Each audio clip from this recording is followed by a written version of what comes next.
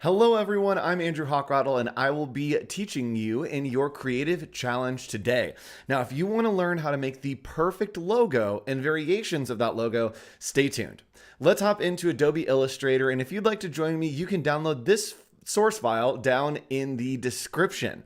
So, right away, you'll see something is a little bit crazy with my Illustrator. My windows are flying all over the place because I've been working on a lot of projects. And in the branding process, y'all know this happens. So what we need to do is just go to Window, and then I'm going to go to Workspace, and I can choose the workspace that I'm working in. This is helpful when we're starting to work in this process. I like Essentials Classic, but all my windows are everywhere right now. So all I need to do is click Reset Essentials Classic, and boom, everything is ready to go.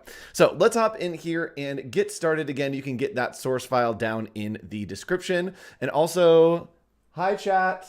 I don't know. That's the way that I need to look at you and say hi.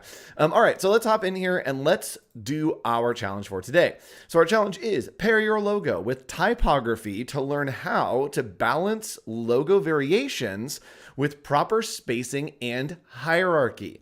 So logo variations basically are different versions of your logo. When you are designing a branding system for a client, you need to make sure that you have a vertical or horizontal, you have reversed out, and all these different variations so that they can use them in different places. I always think that it needs to be able to be on a t-shirt, it needs to be able to be on a pen, and it needs to be able to seen in the dark. So those are the three that I like to focus on. And you can see here that I've set up my artboards. And you can work with these artboards to do the different variations, and that's what we're gonna be doing together today. So first of all, I have my logo. I have a logo here, and I'm actually gonna move my properties panel right over here. Oop, oh, Andrew. Hold please, there we go. Let's move properties down over here and libraries can go up here. Cool, a little bit more real estate for us. So right here we have our logo and then we have some type. So we need to pick out a logo type, and maybe you've done this custom and that's fine too, but we want to match something that kind of matches the logo and will look good paired together. So here's how you find the perfect typography pairing. We are going to select right here our type, and then I'm going to hit Control T. That's going to bring up my type character window. And from here, I can actually browse Adobe fonts right from Adobe Illustrator. So I'm going to click on Find More. And from here, it is going to give me all of the fonts, right? Literally all of the fonts. And I'm trying to match this line weight. So I'm trying to find something that matches this line weight. And I know with this logo, it's a Sprouty Academy, so it's something a little more regal. So I probably want like a sans serif that's a little bit thicker to match this thick line, kind of bold logo. So with this selected, I can come here and click on Find More, and then we are going to click on these filters, and this is where we get really good information. I want to go ahead and do a sans serif, right? Something very kind of modern. And then let's go ahead and do this one here, heavyweight, right? I want something that's a little chonky. So as I scroll through these, you can see that it's actually going to give me a version of that type every single time that I scroll past one of these. And some of these are kind of cool. So this one doesn't work because of the varying line weight, right? So our logo is very structured. It's the same weight on that line. And this has a little bit of too much variation. But I do like it as a contrast. Down here, I'm going to go ahead and download that. On the Academy part, I really like this as a contrast. So I'm actually going to keep this and then use a different one for the top, right? And in your logo lockups, if you're doing logo types with that mark on top, you can have two different fonts, totally fine and totally acceptable. So we are going to click here to use Acme Gothic Wide. It is just going to be on Academy and maybe on that Grow With Us portion as well. And then let's go ahead and find something else for that top piece. And we're syncing. I don't know why we're taking so long to sync, but I do have, oh, there we go, right there. Oh, Andrew. All right, it was Acme, I believe, right? There we go. Let's go ahead and clear these. And that one right there, I think is good. Okay, so I'm gonna find a nice kind of single weight, and I can actually add that to our filter. So we're gonna go filter, I want a sans serif, I want it thick, and then I want it to have a mono weight, low contrast. So now as I scroll through these, you can see that they are much more structured. And I do wanna find something that has like this very sharp R. I like a good sharp R. So as I go through here, ooh, Tahoma bold. I like that. That's a little too intense. Open sound, meh. All right, let's do, it's fine. Actually, I like this. Adriana, condensed, Artois. Chat, are any of these standing out to you? Let me know.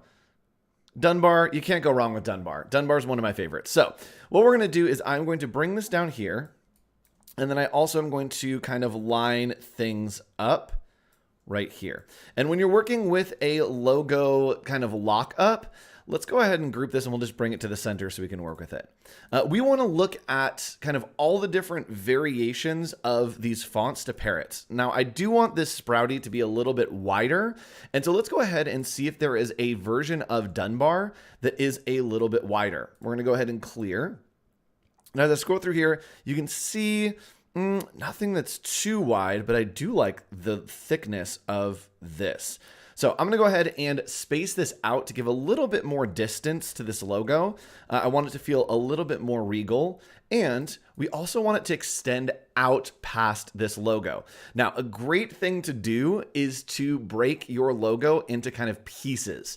And so what I like to do is add in a certain element as the spacing. Okay, so I like this leaf in the middle. So what I'm going to do is I'm just going to make a box that fits this leaf in the middle, right? And I'm going to use this as a guide. So I'm going to pull this out over here to the edges, and this is going to help give me information about how far I want the type to go out. So I'm going to go ahead and just scale that up so that it hits those edges. All right, it's looking a little bit too big. So what I'm going to do is I'm going to scale it, and then I'm just going to push it out all the way to those edges. All right, looking good. And then we've got some here. And what I like to do is use my type to kind of space things. So I do like how big this type is down here for the Academy.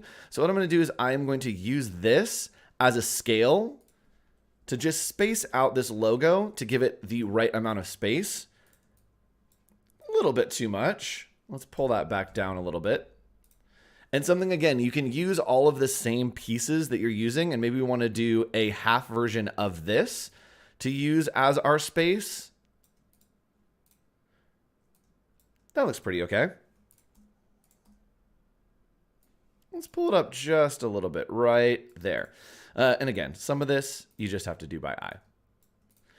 All right, so we have a version of this logo. It is a full lockup. We have the type, we have the mark. It is all sitting here looking good and delicious. Let's go ahead and pull this just a little bit up.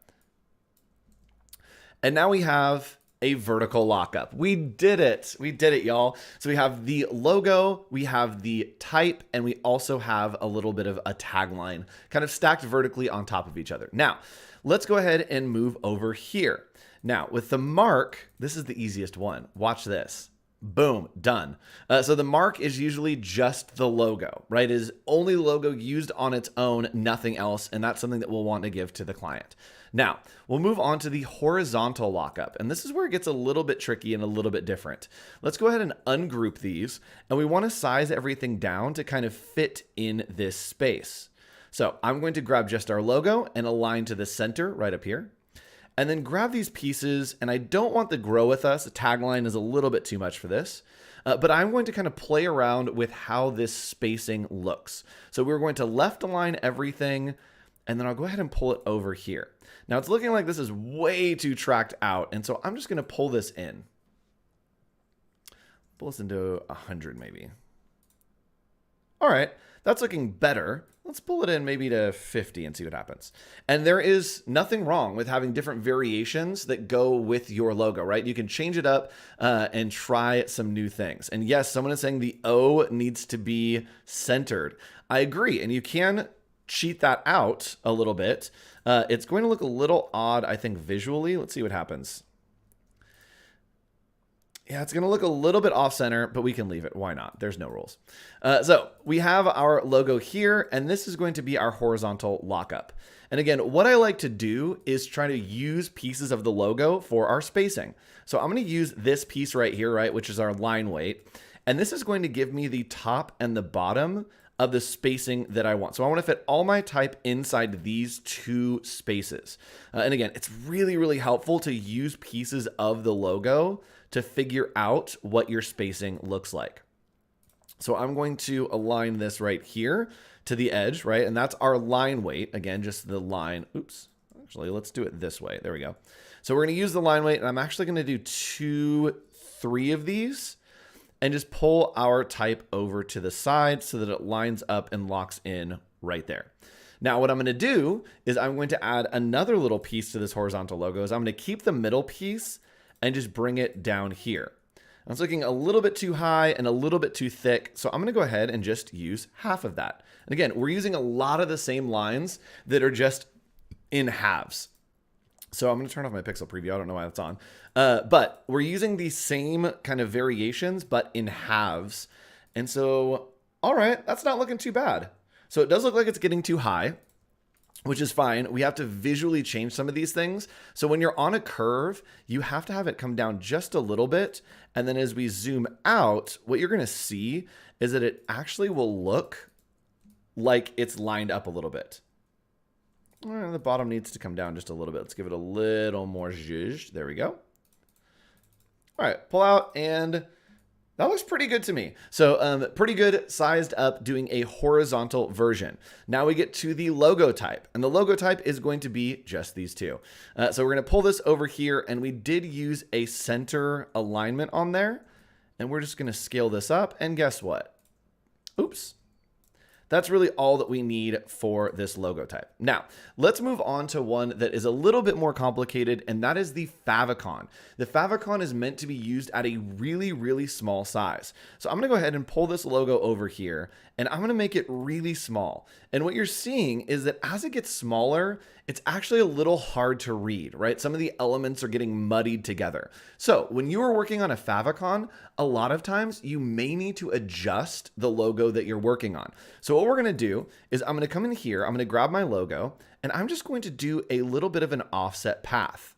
So I'm going to do offset path, and I'm going to offset this by maybe -2. So I'm going to hit OK. I'm going to delete this back one here.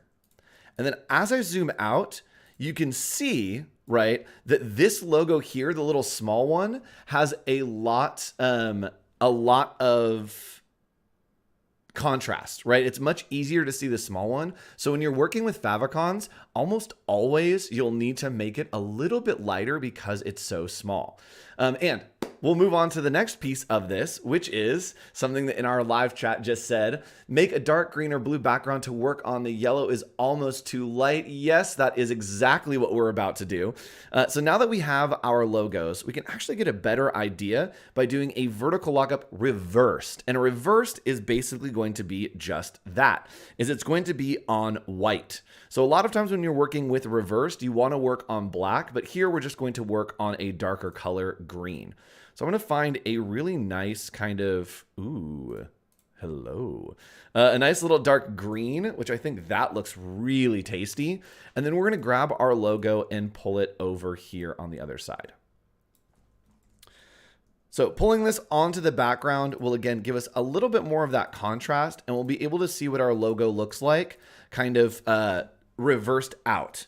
So I think that this looks pretty good. Usually the lockups for verticals are the same between reversed and regular. So I'm actually, for you, going to change the color of these to just be a nice dark green. And that will give us the contrast that we're looking for the main logo. All right, so that looks pretty good. And then reversed out, we want it to be a lighter color, obviously. We want it to see what it looks like and see if it passes a good contrast check. So I do want this to be a little more saturated. Sure, that looks good. And now, again, mark reversed, same thing. These are all just going to translate over by using that different color. Now, what's going to be different is when you work with the favicon. Again, the favicon working at a small size is always going to be a little bit more complicated. So I'm just going to pull these down. We are going to make them this light color, and then fill in that nice dark background with that green that we're using. But when we get to the Favicon, it's going to be a little bit different, just a completely different story, actually, because with a reversed out logo, sometimes you need to do a version that is outlined. So let's go ahead and actually change this one to do an outline. So what I like to do is there's a couple different ways to do this, is we can change it to a stroke very easily. All you need to do is click right here on these arrows and it will flip the stroke and fill, or you can hit Shift X. If you can't see my fingers, but I just hit Shift X and it changes it over. So from there, we are going to increase the weight, right? Give it a little bit of weight. And you'll see here that it is looking okay, but it's changing the values of this logo, right? The width is looking a lot different. So what I like to do is select it and then come over to my options, and we're gonna do show options and then align it to the outside, right? And that is going to keep the integrity of this logo, but it's going to give us something that has a little bit of pull and a little bit more space, right? So we can go in here and maybe we do want to make this a little bit thicker. All right, and that's changing it a little bit too much with these filling in. So I am going to take it back down to that 20. So that looks pretty good to me. And that would be the version of a reverse logo. Now, we are probably going to have an issue when we come over to this Favicon and make it a lot smaller. So we may need to do another variation to see what we can make happen. So I'm just going to scale this down really small. Actually, let's grab the other one. There we go. Let's not, because I want to show you the different kind of contrast that you need. All right, so very, very small, put that in there, and this contrast is not looking great. So what I will do on this is I will do a little bit of a different option. When I'm doing reversed logos is I will bring back that regular logo, and this time what I'm going to do is I am going to do a couple different versions or pieces. I am going to go to Object, I'm going to go to Path, and I'm going to go to Offset Path. And we just did this to make it smaller. And what I'm going to do is I am going to make a very thin line in the middle. So I'm going to just have a little piece there and hit OK. I'm going to fill that with the green. And now you can see that I'm getting a little bit of a different version of that logo. Some of the pieces are getting a little bit wonky here, but that's looking okay. Another thing that we could do is we could offset this path to give us some extra room. So going to Object, Path, Offset Path, and then we can just boost it out. And I'm actually going to fill in the whole space. It's the minimum. There we go. So 17 is the minimum to fill out that whole space. We're going to hit OK. And now this inside part, I'm going to make into that green. So you can see we have that logo, but it's reversed out, right? We're keeping that same structure, but it is a different variation, right? So we have all these variations here looking good. I'm not fully convinced with this, but we can make it work. But what I can do is if I wanted to change this font, which I think I do, sorry, I can select this font and then go to Select, Same, and I believe that we can come down here. Yes, we can come down here and select Same Font Family. And watch what happens. It is going to select everything that is that font. And I have my titles. Of course, I have my titles in that. So let me deselect these. If you didn't have titles on here that were in the same font, it selects everything that is that same font. And what's cool is now I can go in here and I can change over what font I'm using. So I'm going to go in again, and I'm just going to find a little bit of a sans serif, something that's a little thicker, and maybe something that is a bit extended. Let's see here. All right. I mean, like, yeah. That's not the one that I want. Let's see right there. Let's do that. So I can scroll through these. I do want something that's a little bit different. And actually this I think is not what I want. Why is it so hard to find a good, like, oh, actually this might be it. Okay. So I can click here. Let's do heavy. I'm going to hit OK here, and you'll see that it has changed all of that font, right? That's looking a little more structured to me. And what's cool, this is my favorite part about it, is it has kept all the spacing, right? So, and yes, PJ is saying paragraph character styles is another way for managing options on fonts. Yes, absolutely. So here it's kept all of my different spacings that I've created. So this one has different spacing than all of these. So looking a little bit better here. And I might want to see if there is a bolder version. Yes, there is. So what I'm going to do is I'm going to select Academy. I'm going to go to, again, select same font family. It is going to select all those versions of Academy for me, or sort of Acme. And then I'm going to change it to black. And you'll see that is giving a bit more contrast that is pulling things together for me. Looking great. Now, I'm going to do another thing that is a quick hack that is actually a new thing that you can use using Adobe Firefly. So what we're going to do is we are going to go to firefly.adobe.com and if you don't have access, yes, you do. If you've been waiting, it is now accessible to everyone. So we're going to come here and we are going to click on Generative Recolor. And so let's say that I am working on a brand like this, right? And we have one more variation. I'm going to do one more, and all I need to do is I hit Shift O there to grab my artboards. And I'm going to make one more variation right here. Looks pretty good. And then I'm going to use my magic wand tool to grab all of these and just delete them. So I have a nice clean look at an artboard with only our logos on there. And let's say that these are just an exploration, right? And these are getting into a little bit of a weird zone. Actually, I'm kind of into the red and green. I know you're not supposed to, but I love it. So I'm going to do one more variation here, and we'll actually see the power of what, oops, and we can see the power of what Firefly can do. So just changing these colors over, there are better ways that I could have done this. I chose not to. Not intentionally. I just forgot. All right. So pulling this in here, I am going to make these changes and one more on this one. All right, looking good. So what I'm going to do is I am going to save this as an SVG. So we're going to go to Control-Shift-Save. I'm going to change this to SVG. And for now, I'll just put it on my desktop. Why not? And I'm going to just name it Logos. Looks good to me. So I'm going to hit Save, and it is going to save this as an SVG. Now, when I come over to Adobe Firefly, again, we're going to click on this Generative Recolor that is right here. And when I click on this, I can go Upload SVG. I'm going to come into my desktop where I just threw that, and I'm going to find Logos right here. So I'm going to hit Open, and it will actually open this file for me. And I want this to be organic plants, olive green, olives maybe. We can do like an olive thing. So I'm going to hit Generate. And check this out. It is going to recolor my artwork based on the prompt that I gave it. So you can see here, all right, it's got some organic plants and olives. Not my favorite, but maybe I want to do something that is one of these options, right? So we have Summer by the Sea. So you click on this and it's going to give me other options to recolor, right? And you can kind of play through these and find one that looks good to you. Trippy Disco, okay. Let's see here. I don't want to preserve black and white, so we'll turn that off. Harmony, maybe I want to make sure that it is complementary. Okay, looking all right. Let's try maybe a split complementary. That's a little bit wild. Square. Okay, we're getting somewhere.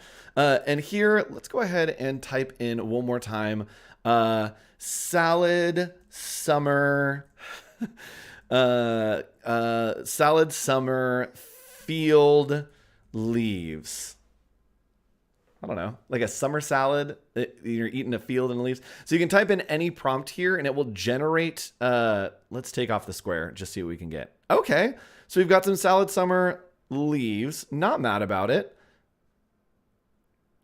And you also can add in different prompts here. So maybe let's do dark with contrast and see what that comes up with. So really, really great tool to help you find and discover new color schemes. And I'm not mad about this one. I think this is kind of interesting. And what's cool is I can shuffle the colors. So you can shuffle all these colors around and then I can download it. So we're going to download. And what's going to be interesting that I'm actually not sure is because we had so much on that SVG, let's see what it looks like when I open it back in Illustrator. Cool, that's what I thought. So it has given me other variations and it has changed the entirety of the font. And someone's asking, why did the font change?